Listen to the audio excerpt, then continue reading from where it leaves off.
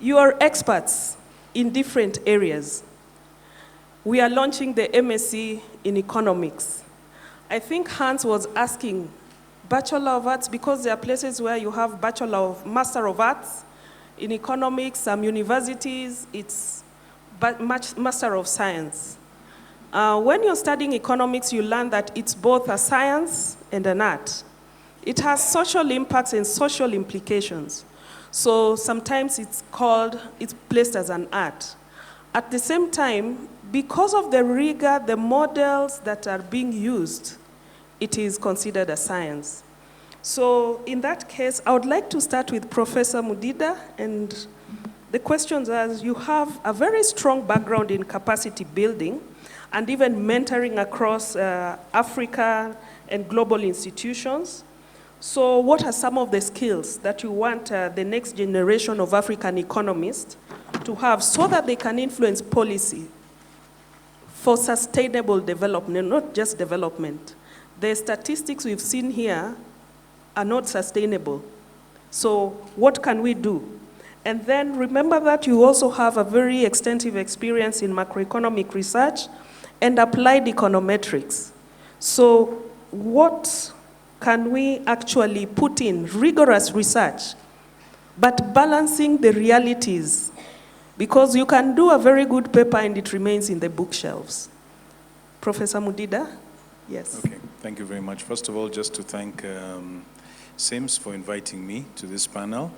And just to say this is a great milestone, and I congratulate them on it. I was associated with the BBS Financial Economics for 10 years, teaching econometrics and macro. So I'm very, very excited about this milestone and continue to do great things. I hope they continue to along this journey. Yeah, so just in response to that particular question, I think I'm a big believer in strong conceptual foundations, first of all, strong theoretical foundations. So I think the key pillars need to be very, very sort of well developed as they are in this particular master's program. So I think critical foundations in micro economics, macroeconomics are very essential, and that's a key component of the program, because if you don't have strong conceptual foundations, then it'll be very hard for you to conceptualize well important research questions, as you're saying. Then, of course, mathematical economics and modeling, which is a central feature of the program, I think is very vital. Associated with that is statistics and also econometrics. I think that is fundamental, because that's what enables you to be able to give sort of empirical content as well to theories, to ask important research questions, and to be able to sort of develop empirical evidence to be able to answer important research questions. So to be able to do that, of course, you need to be able to be conversant with not only mainstream econometric methods, but also you need to be able to understand the latest developments. So we need to be able to understand the latest developments, as my friend Prof. Murinde already alluded to a lot, the latest developments in AI, and how those developments can be used as well to be able to answer critical questions in policy, but also experimental economics. You talked about development as well and the impact of development. For example, experimental economics as an approach has been very vital as well in answering critical questions in development economics in the last 2 decades. In fact, if you look at the Nobel Prize winners in economics of the last 6 or 7 years, I think half of them have been from development economics, but more particularly, they've done work in experimental economics as well. That was also alluded to.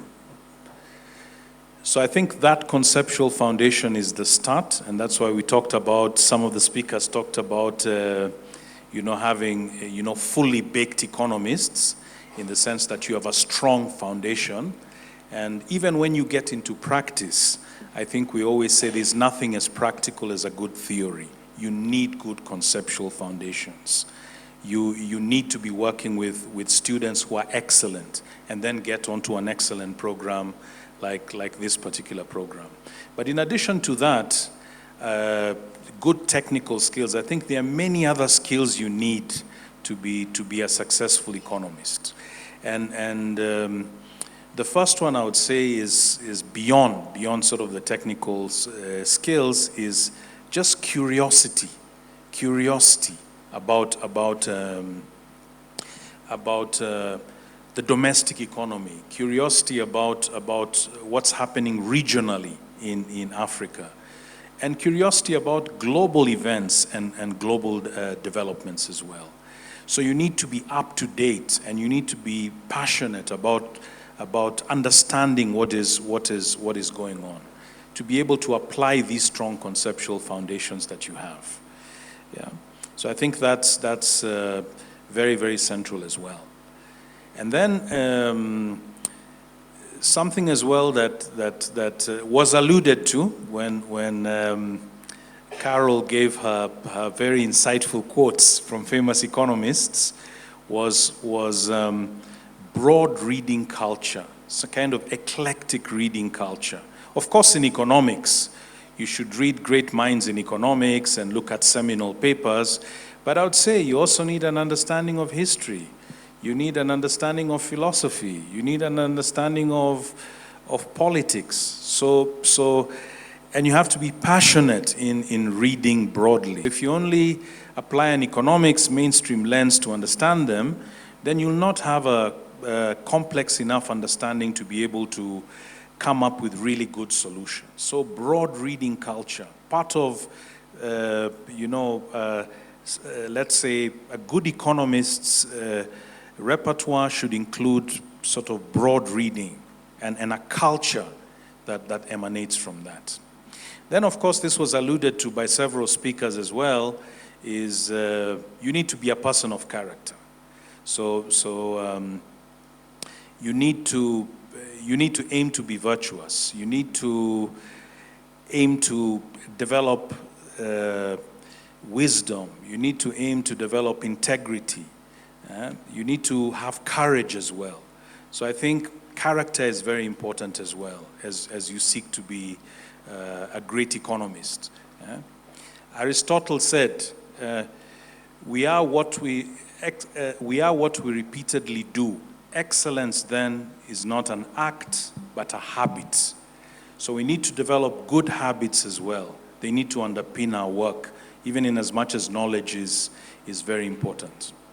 And also having been in the policy-making world as well for a few years now, I'd say it's very important also to accompany these technical skills, also have the foundation of character, but also accompany this by critical soft skills as well. There are many people who are very technically good, but still struggle to make an impact because they don't have good soft skills. So you need emotional intelligence. I think the main trait there that you need is self-awareness. Strengths, weaknesses, how can I grow? How can I improve? Then you need self-regulation. Of course, you need empathy, social skills as well. So I'd say we cannot emphasize how important it is as well to have good social skills. One would add communication, negotiation as well to that. Yeah. So I would say if you're aspiring for excellence in economics, of course you start from the foundations. Basics are very important, but then you need to also expand into other areas. Yeah? Right. It's multifaceted. Thank you very much. Thank you very much, Professor Mudida.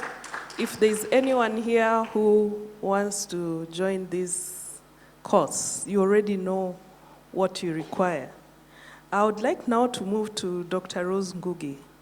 And even as I'm speaking to her, I'm recounting my journey as an economist. We did international trade and learned models like the Heckscher or Lane model. And my first job after my master's actually was at AERC, and I could not even relate that model and what I was seeing. The first project we did was called the African Imperative in the New World Trade Order, just after the WTO was created. It took me over a year to understand, to link the two. So that linkage is very important. And Dr. Rose, I know you've done quite a lot, and you have a lot of experience with KIPRA, IMF, and Southern Voice. Now, how can we strengthen collaborations between these universities, national research institutions, regional bodies, and even global partners to achieve sustainable economic outcomes? Because the university is going to teach, but that's not enough. We have to go outside and interact. And also, being that you led a research institution, what are some of the top technical competencies that we should cultivate as African economists? Over to you. Yes. Yeah, thank you very much, Miriam. I want to thank Dr. Madigu for inviting me here. Also for reminding me the first time that we met. I had even forgotten, but I knew I was here some time back. I also want to say that I'm in the midst of so many people who have actually built me over time. I met Dr. Wagasha when I was very young. And that time I was doing an internship. Immediately I finished with him, I met Professor Murinde, and he's the one who took me to do PhD in Birmingham. And after that, I have interacted with several people, including yourself, in research activities. And I want to say that the exposure that I've had in various spaces, including being a part of the inaugural Monetary Policy Committee of Central Bank, and also working with the IMF, and coming back to manage research, is very, very critical in thinking about what master's program that we are thinking about can offer. Like Miriam, I also want to say that I'm a beneficiary of ARC in so many areas. When I finished my master's program at the University of Nairobi, it's ARC that actually built my research skills. And I've been with the network. Please don't estimate my age, but I've been with the network for almost 30 years, ARC. And it's a good partnership that Strathmore University would build with ARC going forward. So back to your question, how you'd build partnerships. I would say, first of all, is to ask, whom are you targeting with this program? In the knowledge framework, we categorize you as a producer. And as a producer, there must be a user somewhere. And cultivating that relationship between the producer and the user becomes very, very critical. So you are producing graduates from the master's program. They'll be used by an institution like KIPRA. They'll be used by an institution like IMF. And they'll be used by other regional bodies, including the AU and the like. The question is, have you actually checked to see that you meet the skills that they are looking for? And how do you move over time of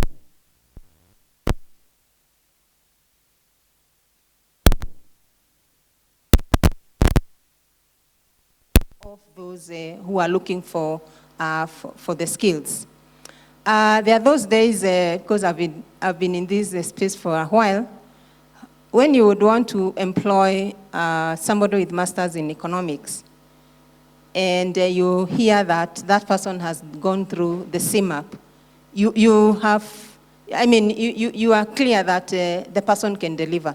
It's the same thing that I would want to see with this MSc Economics. That anytime you mention it, you're like, okay, we know you, we know what you can do, and we move on. So, from Kipra, as a research institution, what would I have looked for from this kind of a thing?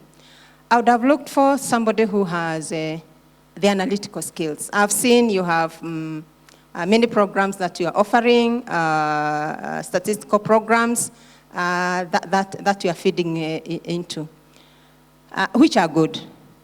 But also is somebody who can actually think and put things together very fast. Something that is policy-oriented, because I've seen that you want to move on with the policymakers. And in this program then, what I would want to see is a situation where you are able to open up the space for the students. Yeah, they can do the thesis, but let them also test their mind. Let them do some small blogs that help them to think through policy element, and that way you'll find connection with the users of that knowledge. So prepare them nicely, ensure the capability is well done, and you'll find a market outside there. The other thing that as we didn't have, but I think it's very crucial and could help you to do even the networking, is a database. A database in the sense that those days we would have to walk to Central Bank to get the statistical, they were green in color those days, yeah? The statistical bulletins. We would have to walk to Kenya National Bureau of Statistics so that we can get the economic survey. But we're in a very different age. I like the big data element, the big analytics that you're doing, but have a data system so that this guy here, you can go to him and tell him, let's do an MOU, and have all this data that you have come straight to our institution. We can access it easily. And that helps you in terms of the students. They don't have to struggle because the data, they can see it at one spot. I like the idea that you're going to do this international economic module. Very good, expose the students outside. But as you expose the students outside, expose also the staff. Because it is the staff who will be able to tell them, this is how G20 works. This is how the WTO works. How do you then expose even the staff to be able to get outside there and get this connectivity such that when the students finish up, they can actually ride on established networks. But as you do the international, I hope there's a local, Caroline is not here, I hope there's also a local economic model. A module that you're saying you can network with our government officers, you can network with the private sector, you can network with advocacy institutions, you can network with all of them. And for me, what Dr. Ogasha was saying, you can make that possible either by having seminars where you invite maybe the retired head of public service. They'll come and give you something. You bring in experts who have been at practical level. They'll give you that. So those seminars that you establish help you to do the networking. They help you to establish partnerships. And also, you don't want your students just to remain, after they do their course, where do you want them to kind of find a space to even practice, to be researchers? An ARC comes in. If you have a network with them, when they graduate, they can actually pick up to sharpen their skills by getting into the research programs of such an organization like ARC. Myself, when I finished my master's, the first place I didn't know much about ARC, but that was my first space that I went to build my skills as far as research is concerned. So I would say that you are on a good course as far as building the skills is concerned, but for the students to be wholesome, the networks can help in terms of opening up those spaces that would help you to build good institutional structures and also to support them in whatever they do. And finally, I heard about the aspect of getting to know what's going on. At the moment, you'll find that we all need to scan the environment. A policymaker and I need to see the scenarios. I need to see what exactly you are doing. Very good element. And if you work with an institution like UNESCO, they have something that they are trying to popularize, and this is the Foresight Futures Literacy. It helps to open the mind of the students such that they think future. I heard about futuristic thinking. Yes, it helps you to scan the environment, understand it, and be able to think about where you can take this economy into the future. We've been given a lot of challenges by Dr. Wagasha, and the solutions that we are looking for are innovative solutions. So thank you so much. Thank you, Dr. Rose. I know you had a lot to say, and those are very good points. Networking, especially at this point, is very, very important for even the students. And I will draw from my experience, because when you're using these models, sometimes they can be very difficult, and it can be a very lonely journey. I will share my experience because Dr. Jen Kiringai is here and she's smiling. I was doing computable general equilibrium models, and you know how difficult it can be. I was on her case because she was the only one I could actually get, because she had done something similar, University of Nottingham. And thanks to her, I managed to complete. So networking among students is very important, to share those experiences with those in the industry. Now I'd like to come to Dr. McPhee. A lot has been said, and if we look at Dr. Wagasha's presentation, there is so much data, there is so much information. You have been in this space and you're very passionate about taxation and fiscal sustainability. As an expert and also in the academic space, what insights would you provide to this program so that our inputs actually serve the needs of the market? But at the same time, as Dr. Rose Ngugia said, you'll be asked a question that a policymaker once answered, but they want the answers yesterday. How do we balance that? To you. All right, ladies and gentlemen, let me get straight into my answer. First of all, I'd like to just update some of the numbers that Dr. Wagasha gave you. In the budget of this year for the government, tax is going to raise 2.8 trillion shillings. That's what it's estimated anyway. And just so that we have an update on numbers, and I thank goodness Dr. Wagasha spoke about interest, because one of the things that I have against economists is they talk about debt service. And one of the things I'd ask the Dean here to do is to bring business people into this particular course to speak to those people. People like James Moria, Fred Murimi, Martin Ocheng, managing directors of companies in Kenya. Why do I say that? My view is we got to look at government as a big business. Do they deliver? The answer is no.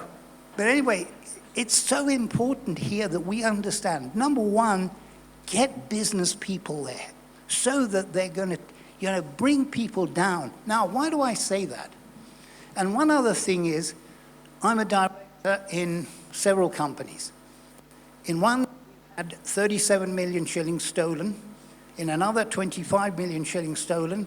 in another 16 million shillings stolen in a board meeting that we had yesterday in a bank where I'm a director. 2 people have already stolen. Here in Strathmore, an employee stole 6 million shillings. An employee of Strathmore University, 6 million shillings. One of my past students, he actually became the finance director of an institution. I congratulated him. He became the managing director. I congratulated him. He then stole 1 billion shillings. And my friends asked me, and did you congratulate him? You know? But, you know, 3 years ago, on the 13th of February 2023, a lady was Wabera Street after work in the afternoon. She never got alive to the other side. She was the whistleblower who had actually told the authorities that he had stolen that money. Anyway, let me just update Professor Dr. Wagasha. Thank God, you know, I love these doctors because these professors, you know, wala. Anyway, need status too. But anyway, in this year's budget, we are going to spend 1,179 billion paying interest. Now, debt service, let's try to get debt service out of our minds, because if I'm running a business, and let's suppose I've got a 100 million shilling loan which I want to repay, let's say on the 30th of June this year, and my interest is 15% per annum, I'm going to pay interest of 15 million, and then I've got to repay 100 million. I may not have that money. What do? I go and borrow it from someone else. Now, the economists will tell the business person, you know, your debt service is 115 million shillings. Wacha maneno yako. Thank goodness Dr. Washaga spoke about interest. So our interest is going to be 40% of the tax, which is in fact going to be collected this year. 6 billion of that, if you take the 30th of June last year, 6 billion is local debt, and 5 billion approximately is foreign debt. The average rate of interest on that local debt, the domestic debt, is 14.14%. The foreign debt is 5.03%. You know, I say that because a lot of people say, oh, you know, the West is screaming us off and, you know, blah, blah. When I get the numbers well, you don't know, because, you know, these numbers out of the economic survey, they don't even add up. And one of the problems, I always try, on behalf of the Institute of Certified Public Accountants of Kenya, to analyze the budget. And it's very difficult because, you know, accountants like to balance things off to the last shilling. And you can't do that with the government budget. Why? Because you get 3 different figures. Now, in this coming year, it is the aim of the government to borrow another 1 trillion shillings. And it's going to increase our debt service, our interest, by 103 billion shillings. So I once was in a World Bank meeting, and there's a person from Treasury there. I said, why don't we try to run a budget surplus? They've done that in South Africa for 2 years. They're going to do it again this year here. They have their budget in February, okay, and that's what they aim to do. And it's a very small surplus. It's only 0.7% of their total figures, okay, but it is, in fact, a surplus. When I asked this fellow, oh, no, you know, it's better that we have a manageable debt. When you're paying, you know, the United States doesn't realize it's going to crash, okay, because it's got a debt of public debt of over $38 trillion, and 35% of their income is actually spent paying interest. Ours is above that, and it's going to increase. Already, the budget for State House for the whole year was 7.7 billion shillings. Already, up to the 31st of January this year, the spending is 10.7 billion. And we're told that we're tightening our belts. Wacha maneno. Judge people from what they do. But you people, the people who are going to graduate from this program, don't start thinking about policy. We've got too many policies in Kenya. We need action. Our trade deficit in 2025, I was trying to get the export-import figures from this journal, this Business Daily. They don't give us a total. You've got to get it from other, even on Google. Put into Google what was Kenya's exports last year. Well, I have the number, okay? And the number is 1,118 billion. It's only increased by 1 billion from the preceding year. But our imports have gone up by 89 billion, so the trade deficit has increased because our imports were 2,795 billion. So we have a trade deficit of 1,692 billion. So we've got to thank God for the Somalis, because a lot of money, 60% of our remittances from the diaspora. Only lady to get a first class in economics last year was sponsored by the McPhee Education Fund. It's a thing which I run for, less well-off ladies. She now, well, she got a job. She worked for a year in PricewaterhouseCoopers, realized that auditing wasn't her job, her forte. So in fact, she's now working abroad. And just 5 years ago, I had breakfast with the then British High Commissioner. She was a lady. And we were actually, I told her, we just had a presentation by Ivan Alquaro. And I said, look, you never get a lady like this anywhere in the world. And then I leant over to her and I said, look, I've got a student who writes English better than Charles Dickens. And she now is a manager in KPMG. Interesting presentation. You've really given us the figures. And one of the things I'm picking, the policies are there. We don't need more policies. We need to action. And that brings me to our last but not least, Dr. Rogers Ochenge. You've done a lot of work, and public debt, market stock liquidity, fintechs. Now, here we are launching the MSc program. What are some of the changes or innovations that should be really incorporated in this curriculum so that students are equipped to meet the economic challenges facing the continent? Thank you, Dr. Miriam, and I first want to appreciate the Dean, Dr. Madigu, and Caro for the opportunity. In fact, Dr. Tiriongo was laughing when I was rising up, but I think he was appreciating. But I also want to appreciate, because I'm seated in the middle of some of my mentors. I know Professor Modida, in the times back, he has mentored me, and we were passionate doing something. Dr. Ross has been my supervisor since master's and PhD.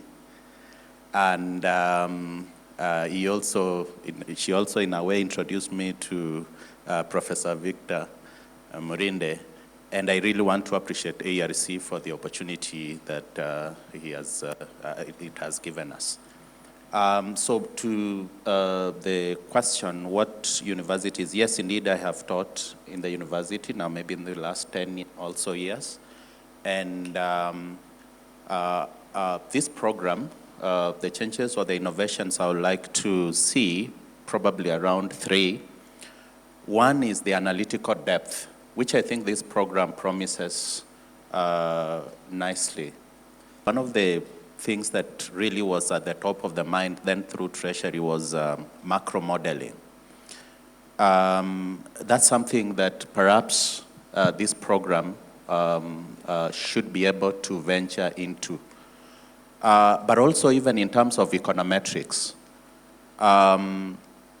Yes, econometrics is taught in many courses in many universities, but I think I'm looking forward to that kind of econometrics that is very practical, where students can replicate results and be able to then stand on their own. Many of the students, you realize, get stuck even in the process of the graduate program. You will realize that part of the research, especially in economics, is the empirical or the methodology part. And I know, I have seen the passion the Dean has on replication. In fact, I remember in one of the instances as the program was going through was like, as a teacher, if you're not going to, by the end, you are not able to, students are not able to replicate even one single paper, then ideally you have not succeeded. And so this training, I have seen there's a lot of work that is going on in the country on RCTs, randomized controlled trials. How many of our own are being taught about this? So those are some of the areas. And I have had passion about this, especially on econometrics training. And I think it is Dr. Wagasha who talked about champions. I have, I think in the last 7 or so years, the first time I invited Professor Owang Thompson, is well known in the ERC, and we had a whole week training at the Kenya School of Monetary Studies, those days it was. Then next was actually William Green. William Green has come and he came to KSMS. And Mark Thoma, some of you in the time series might know, Mark Thoma, I invited him to come to this university, I think around 2019, before COVID hit. And actually the next in line was Jeffrey Goodrich. But then COVID came and we couldn't. My interest was that that kind of knowledge should be disseminated here.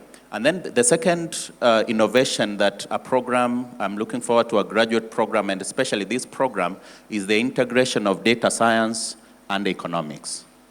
I know there is a lot of talk about data science, but how it's gonna be integrated. Most of the time, our research gets stuck because we cannot get data. But now we have, for example, text mining technologies, which then we can use to be able to learn quite a lot, even without having the traditional way in which we raise data sets. Then thirdly, in terms of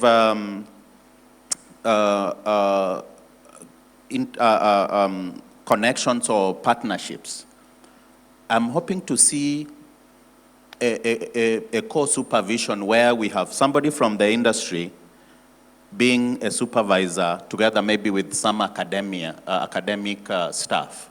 I know University of Nairobi started that. I don't know how far. I am yet to, where, for example, members from Central Bank would be supervisors, maybe from Treasury, help our students to come out ready for the market, as it were. And then maybe the last point I would like to talk about is I've seen universities have policy labs. I've seen, and one that that is well known is the JPAL, or the poverty lab of MIT, which is now doing a lot of work around. And I was just thinking, as part of this program, maybe we should come up with a fintech policy lab. They're very important. You must have the empirical context so that you link it to theory, must be conversant with econometric methods, have a reading culture, a culture of curiosity, to read broadly. You must be a person of character, and these ones Dr. Mungai talked about. Who are we targeting? We must target effectively and also have proper delivery so that when our students go out to the industry, to the market, they have the analytical skills. They are also well exposed locally and internationally. The staff cannot be left behind. They also have to be equipped. You must bring industry practitioners. We have to now move from policy to action. There's a lot that needs to be corrected. But just to understand, this environment is really, really changing, and those are some of the things we must have. Policy labs. I think I would like to bring in the Strathmore Institute of Public Policy and Governance. The economics course will be the kitchen, the lab. But when you're now interacting with the policymakers, the business school, we are already there, and we are giving that support, and we've already been working a lot with Dr. Madigu, and also to acknowledge our Faculty Affairs Director, Dr. Wilson Wasike. So, very important. Teach people to be honest. Our biggest problem in Kenya is honesty.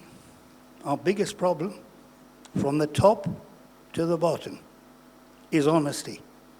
And number two, open your eyes and be ready to tell the truth. Open your eyes. Reality is out there, it's not here. It's out there. And judge correctly. And sometimes the truth is difficult, but be ready to face up to it. Recently, the State Department for Economic Planning recruited more than 200 economists. And those economists, we analyzed them when I was in Kipra. Over 50% have bachelors, which means that if you are able to partner with the government and you have scholarships, I think there is an opportunity for you to actually contribute to the government capacity building.